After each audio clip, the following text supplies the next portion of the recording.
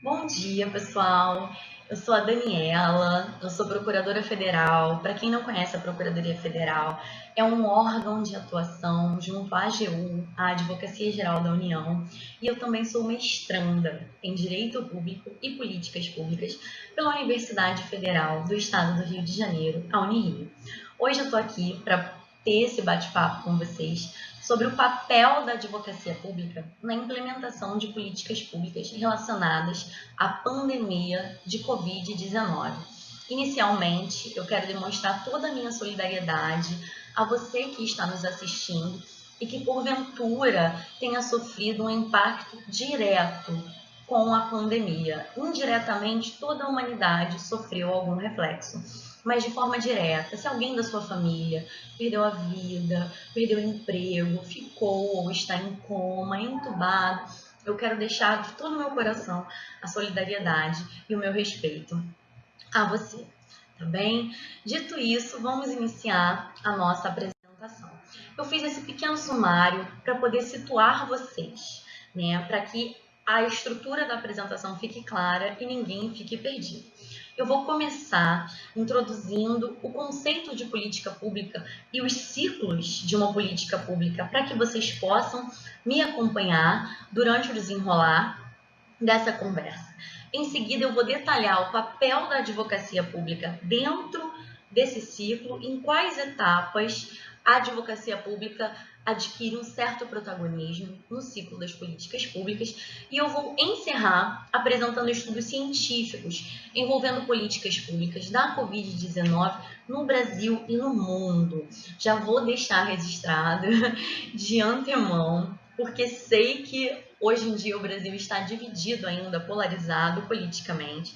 Nada, absolutamente nada do que eu disser aqui tem qualquer viés político partidário e tudo tem base científica nas referências bibliográficas que eu vou deixar disponíveis no final. Então, começando, o que é uma política pública? Essa é a pergunta de $1 milhão. O conceito de política pública interessa a todas as pessoas de todas as áreas, aos economistas, aos cientistas sociais, aos cientistas políticos, aos professores, aos médicos da rede pública, aos investidores, aos agentes de regulação. Então, não é um conceito, primeira coisa, vamos abrir nossa cabeça, não é um conceito jurídico, é um conceito multidisciplinar, é um conceito extremamente complexo. As políticas públicas no Brasil, a primeira jurista, a primeira pessoa do direito a estudar as políticas públicas foi a Maria Paula Dall'Ari, né? A Maria Paula Dall'Ari é a nossa musa, é a grande decana de Direito e Políticas Públicas no Brasil. Ela é professora da USP. E ela teve essa grande coragem e esse grande insight de tentar construir um conceito jurídico de política pública no Brasil. Lá atrás, na década de 90, fim da década de 80, início da década de 90, a Maria Paula constrói o seguinte conceito: políticas públicas são programas de governo que põem em prática direitos sociais. Os direitos sociais são aqueles direitos de segunda geração, os direitos fundamentais que exigem um face, uma conduta ativa, positiva por parte do Estado e que, portanto, em regra, demandam um maior gasto. A Maria Paula foi extremamente criticada em razão de ser um conceito muito limitador. E ela própria veio revendo esse conceito ao longo de sua doutrina. E, atualmente, qual é o conceito que a Maria Paula usa e que nós vamos usar aqui hoje? As políticas públicas podem ser definidas como programas de governo envolvidos por diversos atores, governamentais ou não, para a resolução de um problema público ou a efetivação, a materialização de um direito. A política pública é a ferramenta, é um instrumento pelo qual um direito pode ser materializado, né? E aí surge outra dúvida, desculpa, outra dúvida que pode surgir. Daniela, você falou em problema público. Que uma política pública pode ser uma forma de resolução de um problema público. Mas o que vem a ser um problema público? O problema público é a distância entre o status quo e uma situação possível para a realidade pública. Eu trouxe um conceito para vocês vão reparar que eu sempre vou trazer conceitos de cientistas e doutrinadores. Nada do que eu falar aqui eu tirei da minha cabeça. Do Leonardo Seck, do livro dele maravilhoso, Análise de Políticas Públicas, é um livro de 2017. E ele fala pra gente que a política pública é um conceito abstrato, em que ela vai se materializar com instrumentos concretos, que podem ser leis, programas, campanhas, obras, serviços. A tributação pode ser uma política pública.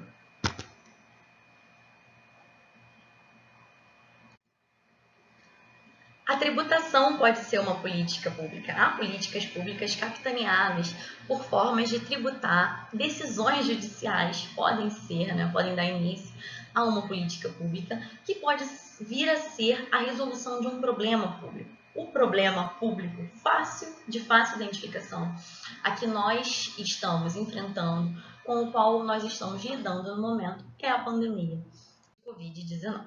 Esse é para vocês verem o ciclo das políticas públicas. Esse desenho não é meu, é do professor Jeremias Cunha, mas é muito interessante para que nós possamos observar que é de fato um ciclo. O que ocorre aqui? Primeiro, a montagem da agenda, em seguida a formulação, logo depois a tomada de decisão, em seguida, a implementação e, por fim, a avaliação. Nós vamos passar por cada uma dessas etapas e eu quero dizer para vocês o seguinte: não é sempre que cada uma dessas etapas vai acontecer. E tampouco nessa ordem bonitinha, como está nessa bolinha aí na telinha de vocês. Porque nós estamos cansados de saber que o mundo dos fatos está voando, enquanto o mundo do direito está engatinhando. Nem sempre é possível acompanhar o mundo dos fatos. Mas esse ciclo, ele nos ajuda a compreender o funcionamento, a dinâmica de uma política pública e assim facilitar o seu estudo. Passemos aí. A primeira etapa do Policy Cycle é a agenda governamental ou agenda setting. Ela engloba todos os temas propostos, para os quais o governo volta sua atenção durante um determinado período de tempo. O que acontece? O problema passa a ser um problema público quando ele ingressa na agenda. Então, o problema existe lá, no meio social, no meio político. Quando ele entra na agenda, o problema tem esse upgrade e ele passa a ser um problema público. Entrou na agenda, passa a ter a atenção dos órgãos oficiais.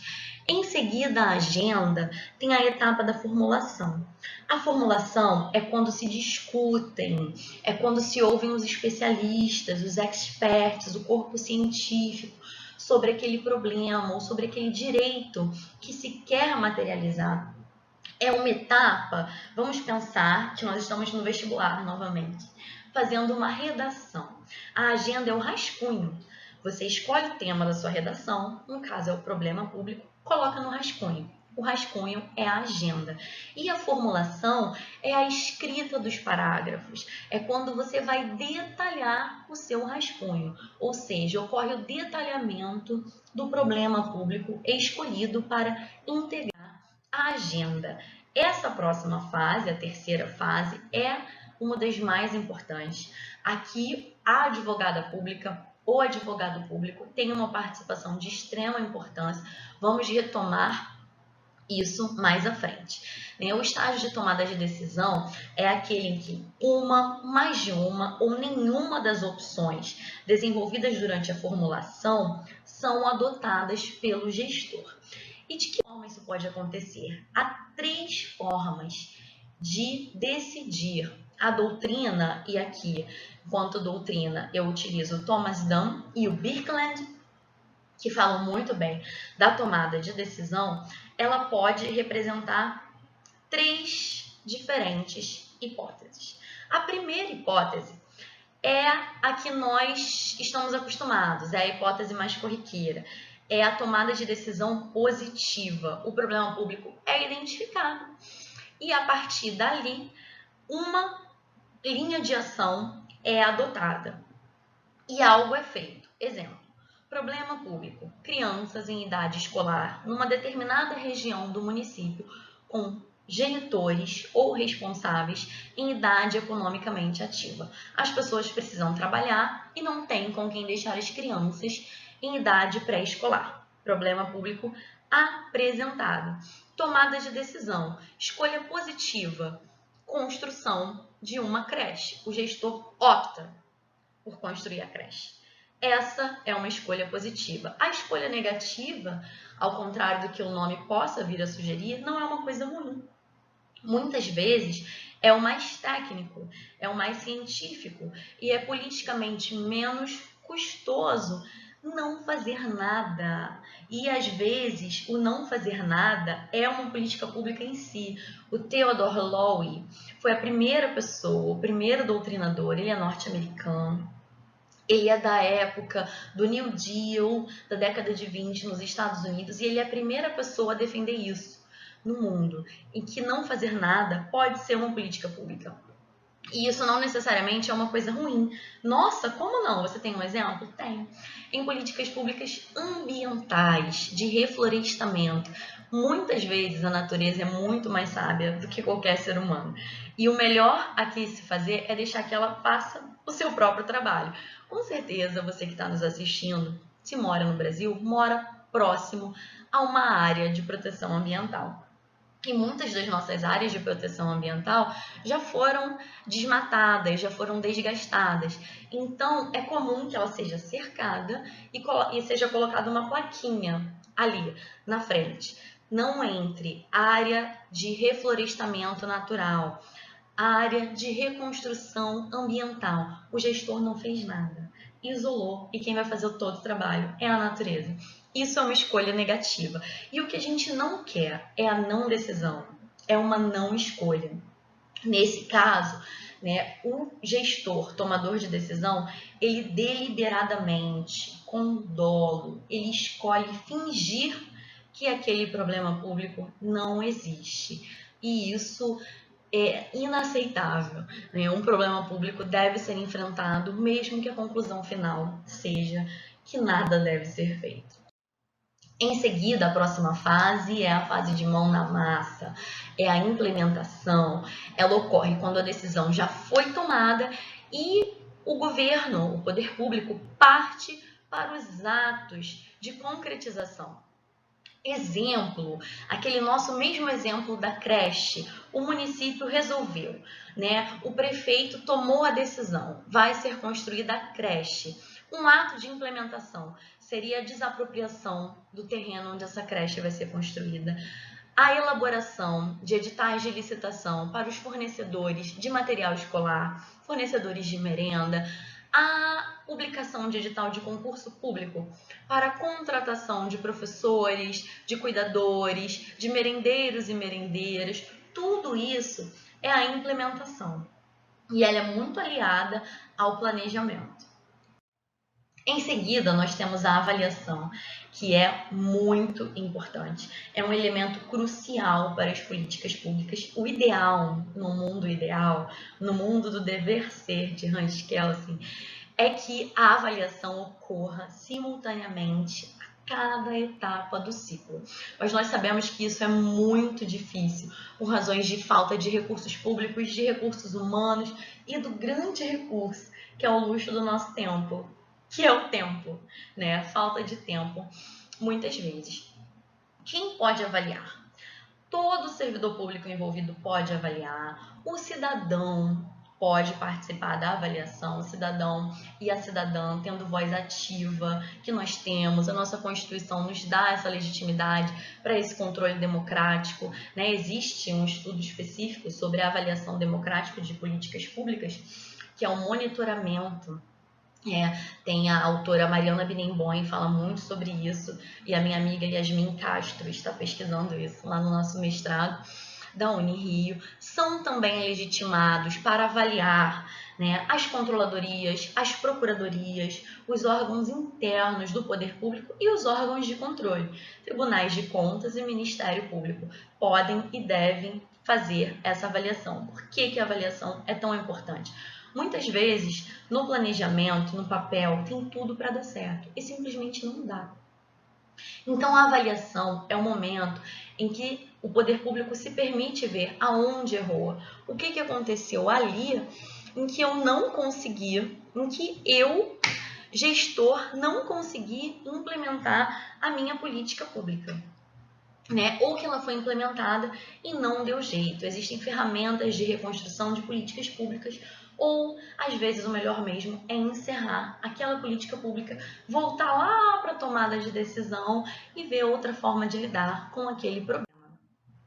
Agora vamos ver o papel da advocacia pública em cada uma dessas etapas. No contencioso, né, a advocacia pública, como a advocacia em geral, ela é dividida em advocacia contenciosa e a advocacia de consultivo. Eu estou no contencioso nos meus 6 anos de procuradoria e eu posso dizer com total segurança que no contencioso nós vamos atuar defendendo políticas públicas em todas as fases do processo do policy cycle. Policy cycle é esse ciclo das políticas públicas a que eu venho me referindo, né? Todas essas etapas que nós vimos até agora. Então, os grandes escritórios vão vir com tudo para cima quando uma política pública não atender determinados interesses. Está tudo bem, isso é legítimo, tá? A profissão de advocacia é legítima. Muitas vezes esses interesses que impugnam políticas públicas em juízo são legítimos, mas nem todas as vezes. Às vezes é alguma picuinha, usando uma palavra não técnica, com o gestor atual, né? Às vezes é intriga da oposição literal, mas algumas vezes, muitas das vezes, tem uma razão de ser. Sim. E como é que a gente pode melhorar? Investindo em qualificação, fazendo isso que vocês estão fazendo aqui agora, assistindo alguém que está tentando ser especialista em políticas públicas, que está estudando para isso com toda a humildade do mundo, eu, para poder se qualificar, para poder enfrentar de igual para igual os grandes escritórios de advocacia pública, porque eles investem nessa qualificação. Eu tenho um amigo que se formou comigo e ele fez um Master Law em Stanford, né? E falando do Cass Sunstein. Quem estuda direito público hoje conhece o Cass Sunstein, sabe de quem eu estou falando. Então, o pessoal da advocacia privada investe em conhecimento. Se você é advogado privado e está me assistindo, parabéns também, porque você está buscando conhecimento, né? Você está procurando um conteúdo de qualidade aqui no IDARGE e nós estamos nos esforçando para fornecer esse tipo de conteúdo. Enfim, a gente do serviço público não pode ficar para trás. O pessoal da iniciativa privada vem se qualificando e nós precisamos nos qualificar também. Um exemplo de atuação em políticas públicas da Procuradoria, não foi o meu setor, tá? Aqui eu sou da Procuradoria Regional Federal da 2ª Região, Rio e Espírito Santo, foi o setor de matéria finalística, atuando em defesa da Fiocruz, cujos coordenadores são os brilhantes colegas Tiago Alain e Danilo, e são excelentes pessoas, super competentes, em defesa da Fiocruz. O que aconteceu nesse caso? A Fiocruz tinha uma política pública de subsídio de medicamentos para doenças neurológicas. Não foi feita licitação, porque se tratava de um chamamento público. Todo e qualquer laboratório que quisesse participar da política pública de subsídio de medicamentos poderia vir a se cadastrar. Um laboratório específico não aceitou. Entendeu que conseguiria, que conseguiria não sofrer os efeitos concorrenciais, vamos colocar assim, dessa política pública de subsídios. Mas eles sentiram no bolso. Então vieram impugnar essa política pública em juízo, questionando a forma de implementação, dizendo que deveria ter sido feita uma licitação. Juridicamente falando, entendo não ser cabível falar em licitação nesse caso, porque era um chamamento público. Qualquer laboratório que tivesse interesse poderia se inscrever. Enfim, isso foi impugnado, ainda está sendo discutido e é um exemplo de atuação da advocacia pública no contencioso em defesa de uma determinada política pública. No consultivo, né, em que há uma atuação, vamos dizer assim, de possível maior influência na política pública em si, colegas do Consultivo do Brasil, univos, né? São os colegas que fazem os pareceres, que aferem a juridicidade da política pública que é proposta. O que eu venho propor a vocês? Vamos elaborar pareceres que analisem não somente a legalidade da política pública, mas que verifiquem a sua viabilidade, se economicamente ou cientificamente aquela é de fato a melhor tomada de decisão do gestor. Então aqui os pareceres precedem a tomada de decisão. É extremamente importante fornecer um serviço jurídico de qualidade. Eu, por exemplo, estudo, me especializo em políticas públicas e análise econômica do direito. Se eu estiver diante de uma política pública de impacto econômico, eu vou trazer aspectos não apenas jurídicos, não apenas legais e jurisprudenciais, mas eu vou tentar demonstrar para o meu gestor tudo que eu sei que economicamente possa ajudar a entregar um melhor serviço público para o cidadão beneficiário final da política pública. Orientar o gestor com boas práticas, Então, nessa fase de análise de possíveis soluções e tomada de decisão, que a advocacia pública de consultivo é fundamental. No caso da Covid-19, quem devem ser nossos aliados? Devem ser nossos aliados a ciência, as pessoas que são especialistas em políticas públicas de saúde, não só de saúde, vamos retomar esse tema um pouco no final, mas principalmente os órgãos científicos. E quem são eles? São as universidades. No Brasil, as universidades são, por excelência, o local onde a ciência é feita, onde há o experimento científico. Você, procurador de consultivo, que está atuando no fronte da Covid-19, una-se às universidades, aos centros de pesquisa. No Brasil, nós temos maravilhosos centros de pesquisa que são motivos de orgulho para a gente, como o Fiocruz, no Rio de Janeiro, o Instituto Butantan, em São Paulo, e tantos outros, Várias outras universidades importantíssimas no nosso país que devem ser valorizadas e devem ser consultadas antes da tomada de decisão em políticas públicas relacionadas à pandemia.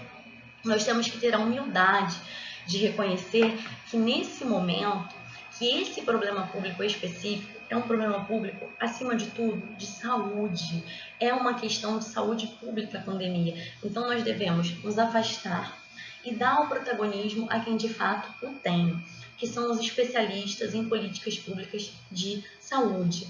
Além das universidades e dos centros de ciência, as think tanks, que são organizações não governamentais reconhecidas pelo mundo inteiro de produção de informação e são respeitadas. No Brasil, a ONU fez, nos últimos 3 anos, não sei dizer qual o ano exato, mas fez uma lista com as think tanks mais confiáveis do mundo. A Fundação Getúlio Vargas, a nossa Fundação Getúlio Vargas, está entre elas. Então, essas instituições existem, elas devem ser valorizadas e elas devem ser procuradas antes da tomada de decisão em políticas públicas, até para evitar as fake news, que são um câncer, vamos dizer assim, do cenário jurídico-político atual. E aí eu trouxe alguns exemplos para vocês, não só de estudos científicos, mas de atuações de sucesso da advocacia pública no combate à Covid-19. Está todo mundo sendo tão bombardeado com notícias ruins que nós precisamos ouvir coisas boas, E aí eu trouxe essa parceria que a Fiocruz, a nossa fundação Oswaldo Cruz, realizou com a Universidade de Oxford para a produção de vacinas, as tão desejadas vacinas contra essa praga que é esse vírus, o SARS-CoV-19. E isso contou, o desenho jurídico dessa parceria foi realizado por 2 colegas da AGU. Olha que legal, não conheço nenhum dos dois, não estou fazendo propaganda pessoal, mas foi um trabalho muito bacana que merece ser reconhecido e compartilhado, que é o procurador Bruno Portela e o advogado da União Caio Barbosa. Eles apresentaram todo esse desenho dessa parceria e como isso seria juridicamente possível para o Brasil e de que modo a nossa população poderia ser beneficiada. Olha que legal, os pareceres dos colegas foram além do juridiquês. Eles se aproximaram de uma instituição científica, eles se aproximaram da Fiocruz para discutir a melhor solução na política pública de vacinas. E hoje nós temos uma parceria com a Universidade de Oxford. Olha que coisa bacana, é disso que eu tô falando, né? Usando um jargão aqui carioca, é disso que o povo gosta, não é mesmo? E agora, outras políticas públicas em matéria de Covid pelo mundo. Eu trouxe essa pesquisa para vocês da Universidade de Chicago e se chama Does Social Distancing Matter? Ela é do Michael Greenstone e da Vishen Nigan. E eles explicam como que aconteceu essa política pública de isolamento social na localidade de Chicago e em outras localidades dos Estados Unidos por uma questão de tempo. Tô olhando, toda vez que eu paro para olhar, é o cronômetro, gente. Para que a gente não perca tempo e que eu não me perca nas explicações. Só um parênteses. As políticas públicas em matéria de Covid-19 nos Estados Unidos. E aí, como que isso aconteceu? Né? Vamos ver, que bacana. Essa pesquisa que eles fizeram pode ser resumida nas seguintes conclusões. Eles analisam, é bom explicar, para não gerar informação distorcida. Eles não analisam lockdown, isolamento total, mas ações sociais moderadas de distanciamento. O que é isso? Só sair de casa quando necessário, evitar aglomeração, se precisar sair, usar máscara, usar face shield, se higienizar o tempo inteiro com álcool 70 líquido ou álcool 70 em gel.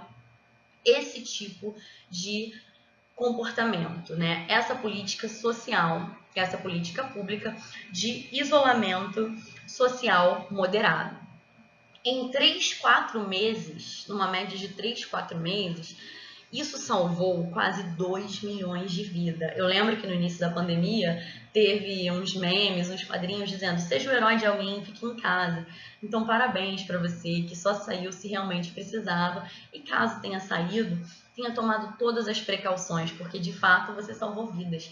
Eu não sei dizer quantas vidas foram salvas no Brasil, mas lá nos Estados Unidos, quase 2 milhões de vidas foram salvas pela utilização dessa política de distanciamento social moderado. Olha a importância. E quem trouxe esses dados para subsidiar essa política pública, mais uma vez, foi a Universidade de Chicago. Então, nós precisamos dos pesquisadores e dos cientistas mais do que nunca na nossa vida, né? Então, no geral, eles disseram que não apenas vidas foram salvas, mas que foi muito bom para a economia, porque essas vidas salvas, elas podem retomar e ajudar o país a se reerguer economicamente. Olha que bacana, que importante. Outra política pública que eu trouxe, outra pesquisa científica sobre política pública de Covid-19 foi esse artigo da USP, da Faculdade de Ciências Biológicas, né, que se chama Ciência e Políticas Públicas nas Cidades, Revelações da Pandemia de Covid-19. Para os meus amigos que estudam direito urbanístico, que estudam direito da cidade, recomendo esse artigo, extremamente relevante para que nós possamos entender, né, quais foram as conclusões. A cidade estudada, até agora nós vimos a cidade de Chicago. O pessoal da USP estudou a cidade de São Paulo. Ficou demonstrado o seguinte nas conclusões dessa pesquisa científica: problemas de desigualdade social causam diferentes impactos entre as pessoas que residem na cidade, de modo que as favelas, os guetos, as comunidades, elas têm um potencial infinitamente maior de transmissão do que os bairros que agrupam pessoas mais abastadas. Isso significa o quê? Não apenas em termos de saúde, a primeira política pública que nós vimos foi uma política pública de enfrentamento direto da pandemia, foi uma política pública de vacina. A segunda foi a política pública estatística, o isolamento social, uma política pública em si, uma tomada de decisão pela educação do cidadão. Fique em casa, educação trazendo noções de higiene, algumas básicas, como lavar as mãos, e outras novas, como ninguém sai de casa sem celular e ninguém sai de casa sem o seu potinho de álcool 70, por exemplo. né? As aglomerações urbanas, elas devem ser repensadas para o futuro. Ela é um ambiente insalubre. A cidade precisa se espalhar, precisa respirar, precisa de respiros verdes, de espaços verdes, de parques, de arborização. Isso é necessário, tá? Inclusive em épocas de pandemia. Porque quanto maior o equilíbrio do ser humano com a natureza, isso que eu estou falando também não é opinião minha, é científica, está nesse artigo que foi indicado dos professores da USP. Quanto maior o equilíbrio, a gente reduz a chance para esse tipo de vírus. Então, tudo isso tem que ser repensado. É extremamente importante. E além disso, né, eu já adiantei aqui o obrigado, eu quero agradecer a vocês, né? Mas além de tudo o que já foi exposto aqui, devem ser repensadas também em termos da cidade, da opção econômica, de que modo, que tipo de política econômica pode ser adotada pelo gestor, e mais uma vez eu recomendo, né, a consulta aos universitários, brincadeira do apresentador Silvio Santos lá. Na verdade, não é no conhecido, né, antigo Show do Milhão. Não é a pergunta aos universitários como brincadeira, mas de forma séria. Vamos procurar os cientistas, inclusive os cientistas econômicos, para que possam aconselhar de que forma, né, está se discutindo atualmente no Congresso uma reforma tributária, que é uma política pública tributária, para enfrentar um problema público que nasceu junto com a pandemia, que é essa recessão econômica sem precedente. Mas eu acredito que o melhor seja o gestor não tomar suas decisões somente baseado em capital político, mas em capital científico. Vamos ouvir os especialistas em tributação, vamos olhar para outros países no mundo, como eles estão fazendo agora. É o que eu fiz nessa apresentação, trazendo o estudo da Universidade de Chicago para vocês, pessoal, né? Vamos pegar exemplos de sucesso e exemplos de insucesso. Também é importante saber que caminhos não devem ser tomados. Então, a maior lição, se é que eu tenho essa capacidade de deixar alguma lição para os advogados públicos nesse momento de pandemia de Covid-19 mantenham a aproximação com a ciência, com as universidades, com os grandes centros de pesquisa e com as think tanks. Tá bom, pessoal? Eu quero agradecer a atenção de você, né, que poderia estar jogando, poderia estar brincando com seus filhos, poderia estar adiantando seus prazos processuais, mas escolheu estar aqui comigo para me dar um pouco de atenção e para que eu possa tentar fazer com que o seu trabalho com políticas públicas nesse momento de pandemia seja um pouco melhor. Eu vou deixar aqui todas as referências bibliográficas que eu utilizei para produzir essa palestra. Se você quiser tirar uma foto, dar um print e consultar melhor alguma das pesquisas científicas mencionadas, está aqui na sua tela para você nesse momento. Tá bom, pessoal? Muito obrigada pela atenção. Cuidem de você, cuidem dos seus, só saia se for extremamente necessário e, se for necessário, tome todas as precauções recomendadas pelas autoridades de saúde. Um abraço, pessoal, uma boa tarde para vocês, uma boa sexta-feira e um ótimo fim de semana a todos.